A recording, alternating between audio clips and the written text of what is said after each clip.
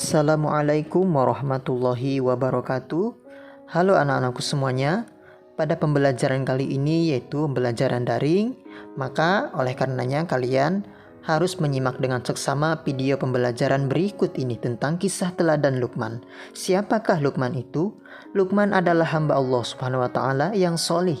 Ia tidak menerima kenabian tetapi menjadi seorang ayah pilihan Allah. Dia berkebangsaan Habsyi, berasal dari kota Sudan. Pekerjaannya sebagai tukang kayu.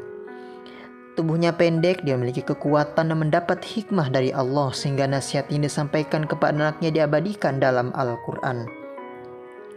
Luqman adalah anak dari Baura bin Nahur bin Tareh, dan Tareh bin Nahur merupakan nama dari Azar, ayah Nabi Ibrahim alaihissalam. Adapun keabadian beliau dalam Al-Quran yaitu dalam surat Al-Luqman ayat 12. Bismillahirrahmanirrahim. Walaqad atayna Luqmanal hikmata nishkurillah wa may yashkur fa innama yashkuru li nafsi wa man kafara fa innallaha ghaniyyun hamid. Yang artinya, dan sesungguhnya telah kami berikan hikmah kepada Luqman, yaitu bersyukurlah kepada Allah. Dan barang siapa yang bersyukur kepada Allah, maka sesungguhnya ia bersyukur untuk dirinya sendiri. Dan barang siapa yang tidak bersyukur, maka sesungguhnya Allah Maha Kaya lagi Maha Terpuji. Pelajaran dapat diambil dari Quran surat Al-Luqman di atas adalah: pertama, Luqman adalah seorang hamba Allah yang telah dianugerahkan hikmah, yaitu selalu bersyukur.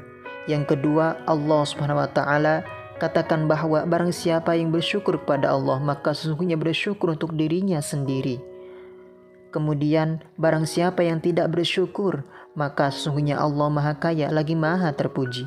Yang ketiga, Allah telah menganugerahi Luqman ketaatan ibadah kepada Allah, memiliki perasaan halus, akal, pikiran, dan pengetahuan yang sangat luas. Selanjutnya, nasihat Luqman kepada anaknya. Yang pertama yaitu jangan musyrik atau menyekutukan Allah. Itu tertera dalam Luqman surat Luqman ayat ke-13. Bismillahirrahmanirrahim. Wa idh qala Luqmanu libnihi wa huwa ya'izuhu ya bunayya la tusyrik billah inna syirka la zulmun azim. Yang artinya, dan ingatlah ketika Luqman berkata kepada anaknya di waktu ia memberi pelajaran kepada anaknya, "Hai anakku, janganlah kamu mempersekutukan Allah. Sesungguhnya mempersekutukan Allah adalah benar-benar kezaliman yang besar." Lalu, apakah arti mempersekutukan Allah? Mempersekutukan artinya menyerupakan sesuatu dengan Allah. Misalnya, menjadikan matahari sebagai Tuhan lalu disembah. Membuat batu atau patung sebagai Tuhan lalu disembah. Menjadikan kayu besar sebagai Tuhan lalu dipuja-puja dan disembah.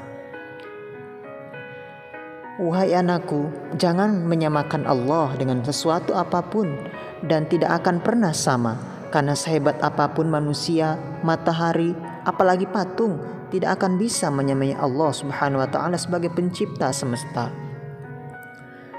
Selanjutnya yaitu pesan Luqman terhadap anaknya itu jangan angkuh dan sombong. Bismillahirrahmanirrahim.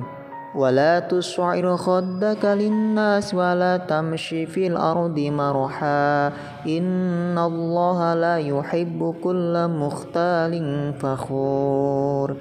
Dan artinya, dan janganlah kamu memalingkan mukamu dari manusia karena sombong, dan janganlah kamu berjalan di muka bumi dengan angkuh. Sesungguhnya Allah tidak menyukai orang-orang yang sombong lagi membanggakan diri. Luqman mengajarkan kepada anaknya untuk berperilaku rendah hati, tidak angkuh dan sombong.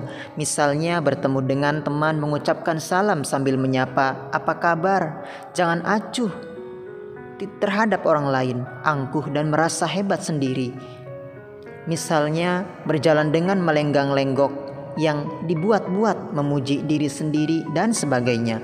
Sesungguhnya Allah tidak menyukai orang yang angkuh dan sombong lagi membanggakan diri.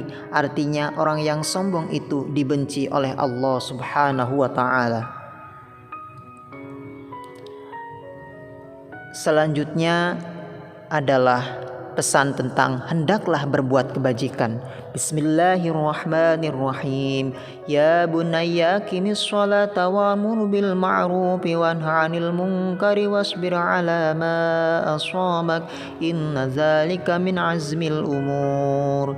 Yang artinya, hai anakku, dirikanlah sholat dan suruhlah manusia mengerjakan yang baik dan cegahlah mereka dari perbuatan yang mungkar dan bersabarlah terhadap apa yang menimpa kamu.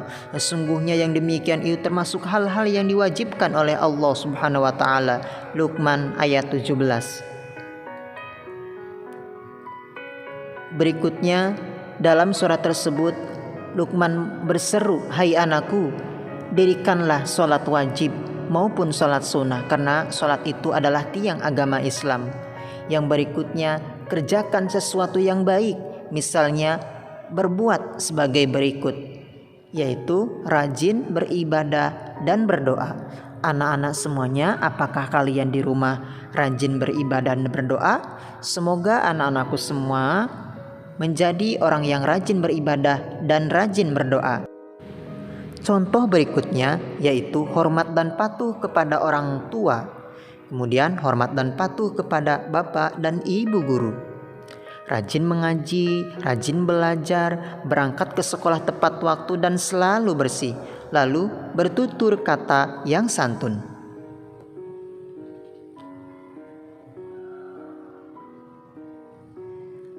Oleh karenanya anak-anakku semua, semoga kalian dapat menghindari perbuatan buruk, misalnya menyekutukan Allah, membenci kedua orang tua dan bapak ibu guru, berkelahi, mencuri, berkata kasar dan kotor. Hendaklah selalu bersikap sabar, yaitu sabar mengerjakan yang baik dan sabar menghindari hal-hal yang buruk. Nah, demikian anak-anakku semuanya pembelajaran daring pada hari ini. Semoga kalian dapat mengambil pelajaran dari kisah teladan Luqman yang dapat kalian terapkan dalam kehidupan sehari-hari. Untuk berikutnya, jawablah pertanyaan di bawah ini dengan benar. Jelaskan isi kandungan surat Al-Luqman. Yang kedua, apa saja nasihat Luqman kepada putranya? Lalu yang ketiga, mengapa kita dilarang menyekutukan Allah? Yang keempat, mengapa Luqman diberi gelar Al-Hakim? Jadi tugas anak-anakku semuanya, mohon ditulis jawabannya di buku kalian. Lalu jawabannya kirim ke WA Pak Guru anak-anak. Semoga kalian dapat mengerjakan tugas dengan baik. Dari Pak Guru, sekian pembelajaran kali ini dan terima kasih karena sudah menonton video ini. Sampai jumpa lagi di pertemuan berikutnya. Wassalamualaikum warahmatullahi wabarakatuh.